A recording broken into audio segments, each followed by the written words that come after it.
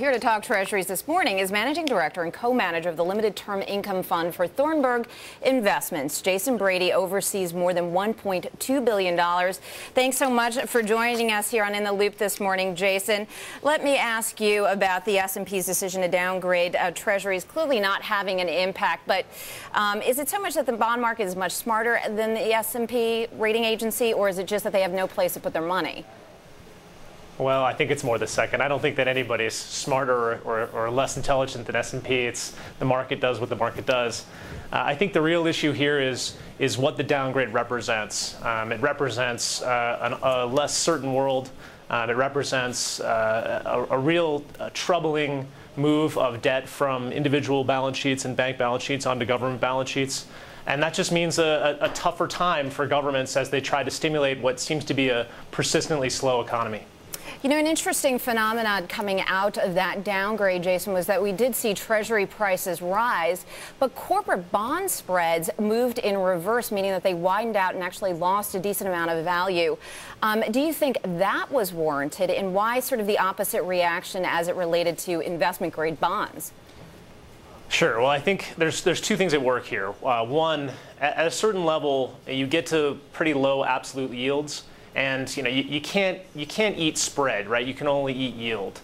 So you need to have a certain amount of all-in yield to attract investors.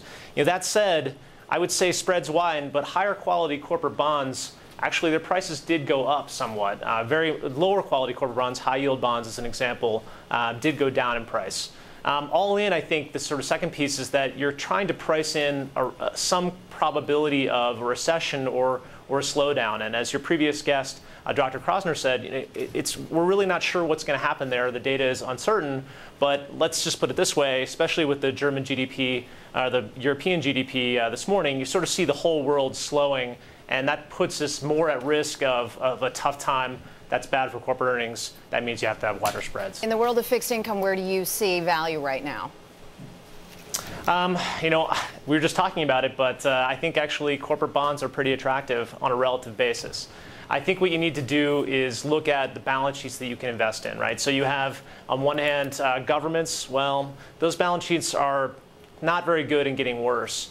You have individual balance sheets actually starting to get a little interesting. Fed data came out on delinquencies. They're pretty bad. It's pretty tough, but they seem to be improving. There's a lot of deleveraging going on there. So things like mortgages or as you mentioned, car loans are starting to get a little bit interesting. But ultimately, corporate bonds still have by far the best balance sheets. And at lower prices and wider spreads, on a relative basis, this looks pretty interesting. All in, though, I'd say, I'm looking for income across all the funds that I run at Thornburg. And I'd say the dividend-paying stocks, I'd put a plug in for that. All right, Jason, we got to leave it there. Thanks so much for joining us. That was Jason Brady, Managing Director and Manager. He's also the Portfolio Manager of the Limited Term Income Fund for Thornburg Investments.